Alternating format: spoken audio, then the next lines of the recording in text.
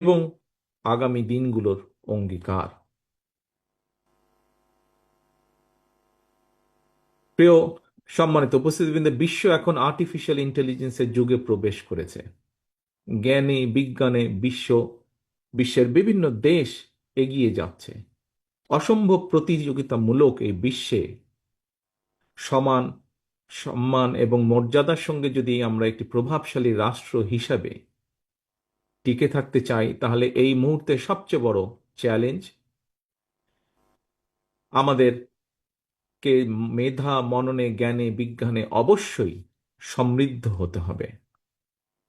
আমাদের যে রাষ্ট্র, সেই রাষ্ট্রকে প্রতিষ্ঠিত করতে হবে জ্ঞান ভিত্তিক সমাজের উপরে, এবং দেশের শিক্ষকগণই হচ্ছেন জ্ঞানভিত্তিক রাষ্ট্র সমাজ গড়ার অন্যতম প্রধান হাতিয়ার। সুতরাং এই হাতিয়ার যদি দুর্বল হয়, তাহলে অবশ্যই রাষ্ট্রকে শক্তিশালী ভিত্তির উপরে মনে হয় দাঁড় করানো সম্ভব নয়।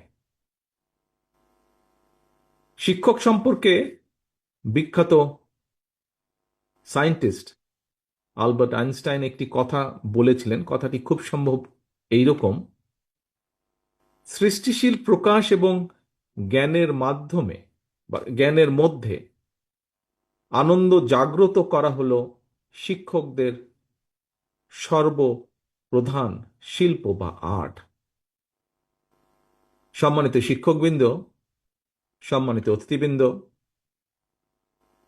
সুতরাং রাষ্ট্র, সরকার এবং প্রশাসন এবং সমাজের নানা বাস্তবতায় একজন শিক্ষক যদি নিজেই নিরানন্দ পরিস্থিতিতে থাকেন, তাহলে তার দ্বারা জ্ঞানের মধ্যে আনন্দ জাগ্রত করা মনে হয় সম্ভব নয়। এবং এ কারণেই রাষ্ট্র এবং সমাজে শিক্ষকদের আর্থিক নিরাপত্তা নিশ্চিতের পাশাপাশি অবশ্যই সামাজিক সম্মান নিশ্চিত করা একান্তই প্রয়োজন।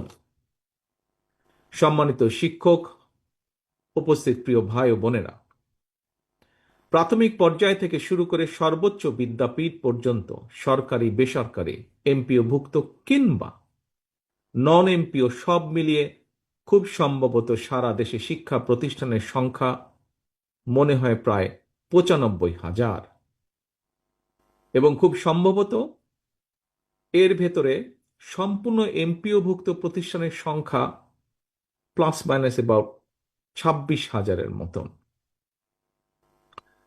আমরা যদি আমাদের দেশের জনসংখ্যার বিচার করি, জনসংখ্যার তুলনায় দেশের বর্তমানে শিক্ষা প্রতিষ্ঠানের এই সংখ্যাকে হয়তো বেশি বলা যাবে না।